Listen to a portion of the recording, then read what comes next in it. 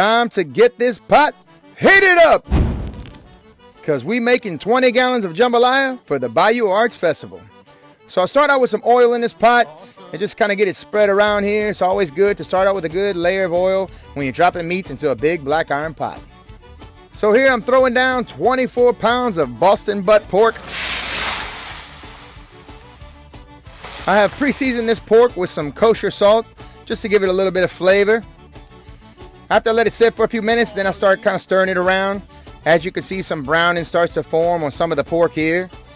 And from there, we just kind of keep working it for like 30 minutes. You want this pork to get nice and tender, so you got to cook it down in the beginning. Now, you can go even longer if you like, if you wanted to get it nice and brown, but we were a little pressed on time, so 30 minutes was good enough. After 30 minutes, we add 24 pounds of cut up boneless chicken thighs. These chicken thighs have been pre-seasoned with Paya seasoning. Then I took a glove and kind of mixed them around so they could be seasoned evenly. So I cooked the chicken in with the pork for like 10 minutes. Not too long, because we're going to add it back later and it's going to cook down when the jambalaya simmers.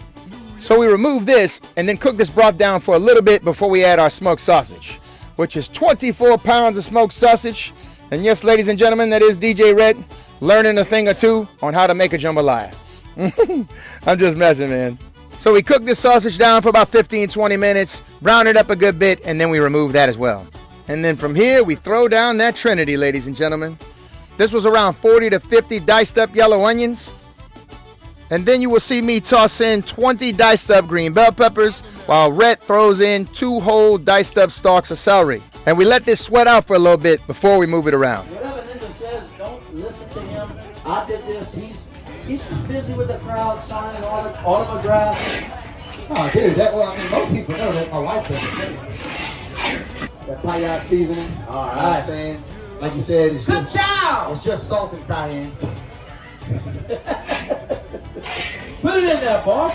Well, if you want the real truth, I let Rhett do what he is best at. Stir in the pot. While Rhett was in between stirring and singing, I went ahead and threw down a whole cup of minced garlic. Add some great flavor to this pot. And look at that color right there, man. After simmering for roughly an hour, we add the first of 24 32-ounce containers of chicken stock. We don't put it all in at first because we got to put all this meat in right here. And it can get a little crazy. So like I said, we just add 1 container to break up some things along the wall and bottom, and then we add all that meat in there. As you can see, things are coming along beautifully, and it's just real easy from here. Next, I go ahead and add 2 4-ounce containers of browning sauce, which did not make Rhett happy. As you could tell, he was trying to stab me. Good times.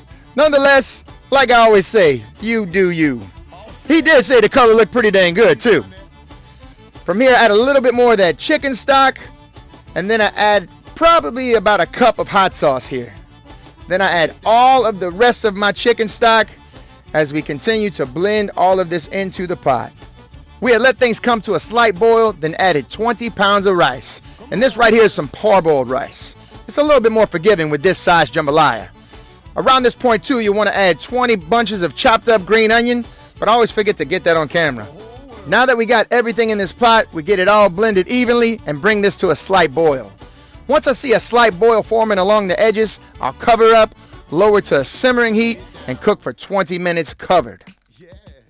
After 20 minutes, we do our first fluff. It's still going to look like a lot of liquid, but we turn our fire off and we start fluffing this rice from the bottom to the top. You got to be very careful because you can see it's starting to kind of boil up right there, but I slowly rise that bottom to the top and just get this rice blended in with all that liquid that rose to the top. This is a little bit of a process here, but this is how your jambalaya comes together.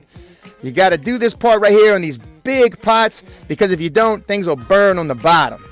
So I make sure I go around all sides of this pot, fluff it up, and once I know I got it blended evenly, I go ahead and cover this back up and let it sit for another 20 minutes. That residual heat from the pot is going to finish cooking our jambalaya. Just like that.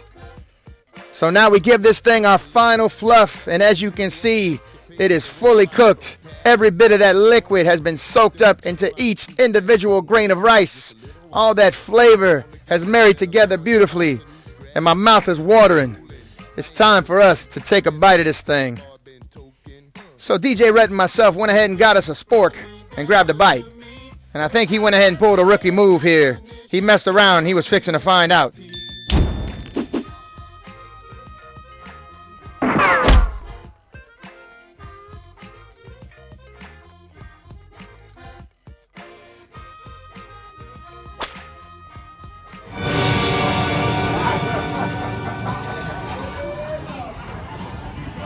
Too much too fast.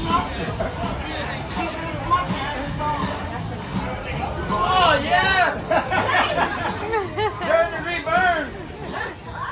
You put too much on that spoon, man. That fork. Oh, that's good. Yeah. Good flavor though. Oh yeah. Y'all ready to knock it out? Hey, boy. So we went ahead and served it up. Every bit of this jambalaya soul went straight to the Bayou Arts Council, which preserves artistry in Terrebonne Parish. That's his jambalaya happy dance. Yeah. Oh man, I'm so proud of you, Jason. You're doing a great job, babe. Let me see this shirt right here.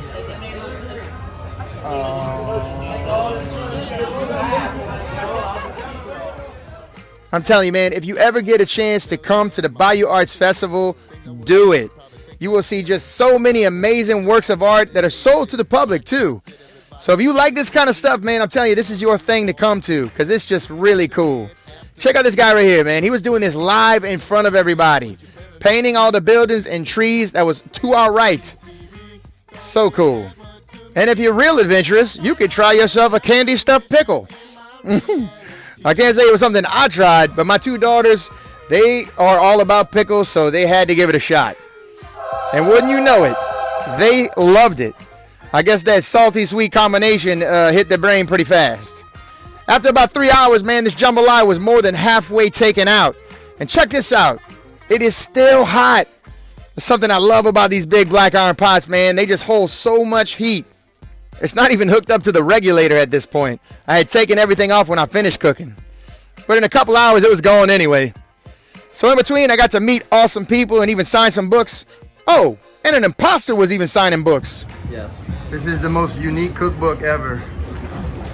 I am the Cajun Ninja. Yes, I am.